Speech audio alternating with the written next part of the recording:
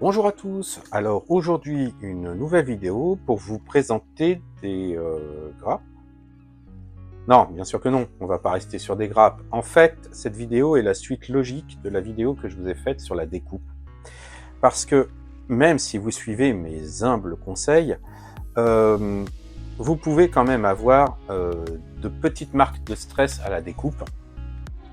Même en découpant bien, on peut être amené quand même à devoir poncer, à devoir ébavurer, ça arrive. Et dans ce cas-là, on va se retrouver avec des marques sur le plastique. Parce que même si on ponce avec un papier de verre à grain fin, alors généralement moi je commence sur du 400, 600, 800, 1000, 1200. Sur une pièce qu'on va repeindre, ça pose pas de problème. Sur une pièce en no paint, mais qui est en plastique, je dirais plein, opaque, comme celui-ci, ça pose pas trop de problèmes. En revanche, dès qu'on va commencer à attaquer des plastiques transparents, par exemple pour ce type de pièces, de support, ou alors pour des pièces transparentes comme celle que je suis en train de traiter sur le kit que je monte actuellement. Là, il y a pas mal de pièces comme ça, rouges transparentes, et encore, la plupart des marques de support ne sont pas sur les zones qui sont visibles lors du montage, mais il y en a quand même quelques-unes. Eh bien, les marques de stress de plastique, même avec des coupes propres, parfois peuvent être visibles. Et dans ce cas-là, eh ben, je vais utiliser ça. Alors ça, qu'est-ce que c'est ? Ce sont des limes à polir. Alors pas toutes, dans le lot il y en a deux qui sont vraiment des limes classiques, mais on en parlera et elles vont servir pour la présentation que je vous fais. Et ce sont donc des limes à polir. La particularité, donc, ce sont des limes en verre. Alors la marque là c'est Nasdal, mais des SPIAE ainsi que d'autres marques font le même type de produit. Et pour ce que j'en ai vu et pour ce que j'en ai échangé avec d'autres amis maquettistes, ça se vaut. Il n'y a pas une marque qui fait de la daube et d'autres marques qui sont excellentes. Franchement, au point de vue rapport qualité-prix et résultat, ça se vaut. Là, bon, je ne me suis pas embêté. J'ai pris un lot, je vais vous présenter les différents types de limes. D'ailleurs, tiens, j'en avais même oublié une. Voilà. Donc, ces limes permettent de rattraper assez aisément les marques de stress que vous avez suite à des coups, ou bien des lignes de moulage que vous avez sur les tranches des pièces transparentes, comme là par exemple, mais également pour ceux qui ont déjà monté d'anciens kits Hasegawa Macros des VF1, cette affreuse ligne de moulage que l'on a donc sur la verrière. Quoique ce type de produit ne soit pas forcément le plus adapté pour ce type de travaux, mais la philosophie par contre est la même. Donc comme je vous disais, au niveau du papier de verre ou au niveau des limes, vous avez des catégories identifiées par des numéros, ce qu'on appelle le grain. Classiquement en maquettiste, moi j'utilise du 400, 600, 800, 1000, je vais jusqu'à 1200 ou 1500 lorsque je veux quelque chose de vraiment poncé très fin. Mais il faut admettre que sur des pièces transparentes, utiliser du papier de verre, surtout de ce grain-là, ça va quand même laisser des traces et opacifier un peu la surface. Ces limes-là, en fait, sont identifiés pour être des grains de... Alors, je ne sais pas si ça va bien se voir à l'écran, évidemment, mais c'est du 10 000. 10 000. Je vous rappelle que le papier de verre que j'utilise avec le grain le plus fin, la finesse du grain est inversement proportionnelle au chiffre. Plus le chiffre est gros, plus votre papier peint est fin. Votre papier de verre, pardon, lapsus révélateur, est fin. Donc moi je vais jusqu'à du 1500. Là on parle de 10 000. Donc déjà au niveau des différents types de limes, donc là je vous ai présenté une 10 000 avec une surface de travail qui fait toute la taille de la lime et qui est pas trop grande. On peut la saisir et travailler assez simplement. Hop, et d'une. On va rester dans les petites. Il y a celle-ci, je crois, également, que c'est une 10 000. Voilà, donc pareil, grande surface de travail avec une pointe en biseau, un peu plus fine que l'autre. Hop. Je vais garder ces deux-là pour plus tard, je vous expliquerai après. Ici, nous avons la même, un peu plus grande, mais avec une surface de travail qui ne fait pas toute la taille de la lime. Hop, toc.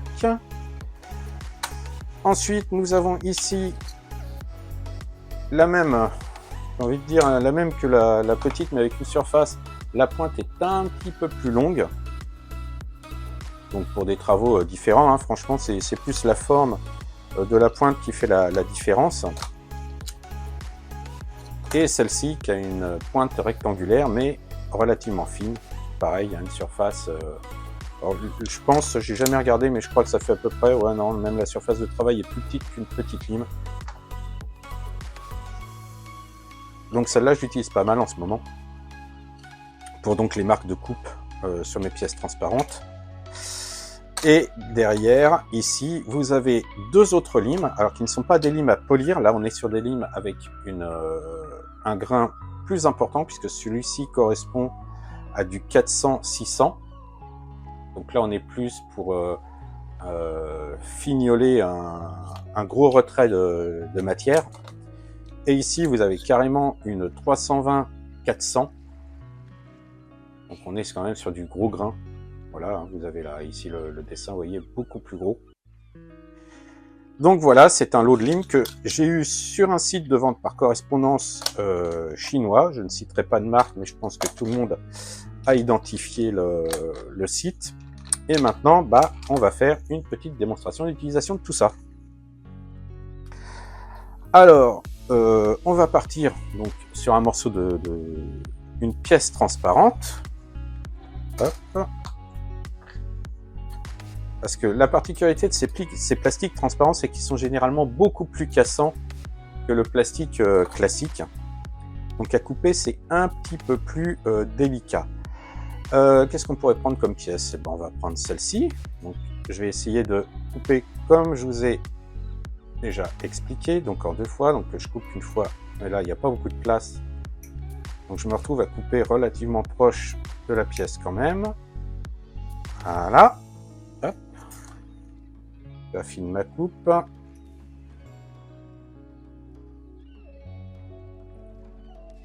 Voilà. Mais j'ai quand même, comme vous voyez, une marque de coupe de stress ici. Je vais prendre donc une des limes. Hop. Et je vais y aller tranquillou.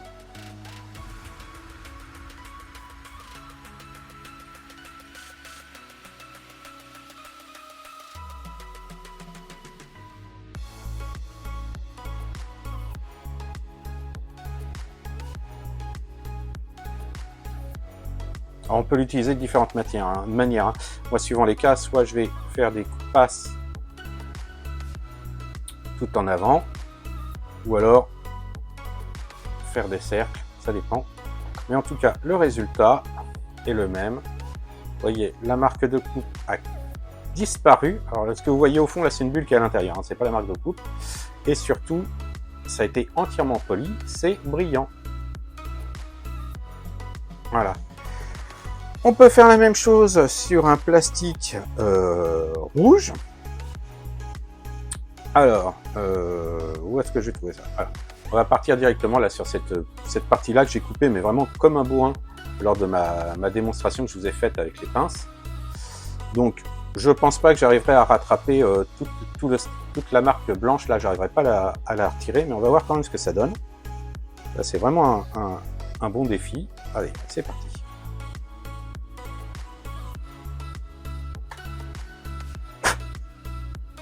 Voilà. Alors, bah, c'est pas si mal parce que en fait la marque de stress a disparu, ou quasiment. Et par contre, comme vous voyez là, je fais exprès de jouer l'orientation de la pièce pour vous montrer que c'est complètement poli. Ça brille de mille feux, si je puis dire. Donc voilà le résultat. On va essayer autre chose. Hop. Je vais prendre la lime avec le gros grain. Et en fait, bah, je vais bousiller ce que je viens de faire. Voilà, hop. Voilà, donc j'ai quand même pas mal rayé la pièce, même si elle brille encore un peu. Et on va voir si je peux rattraper ça. Excusez-moi, je suis plus en face de la caméra.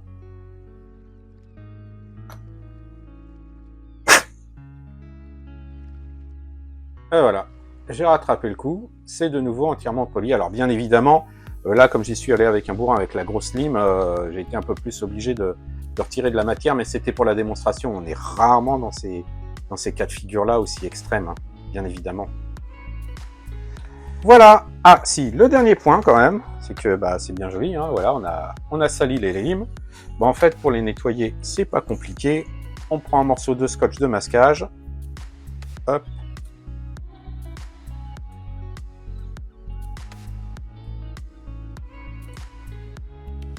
Bon, celui-là déjà servi, donc il colle plus énormément.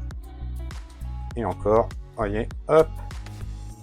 J'ai presque complètement réussi à la nettoyer. J'en ai peut-être un autre un peu moins usé.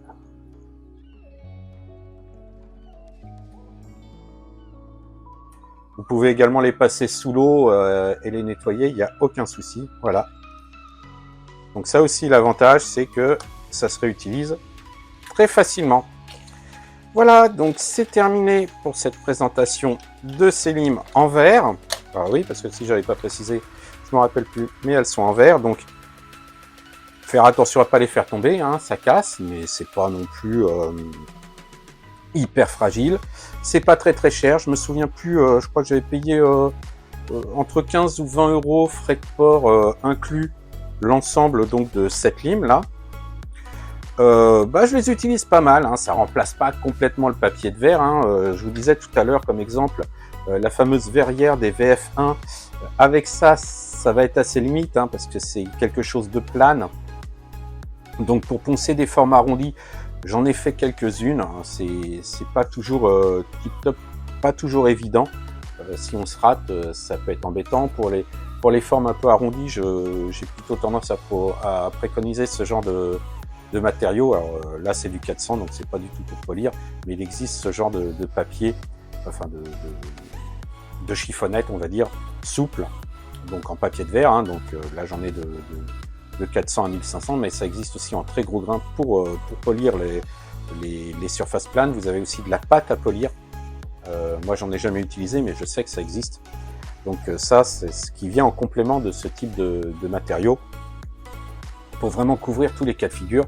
Mais voilà, pour tout ce qui est socle par exemple, hein, comme je vous précisais, les socles, les display base, ce genre de choses, ça permet de retirer les marques sur les pièces transparentes, et c'est vraiment très efficace.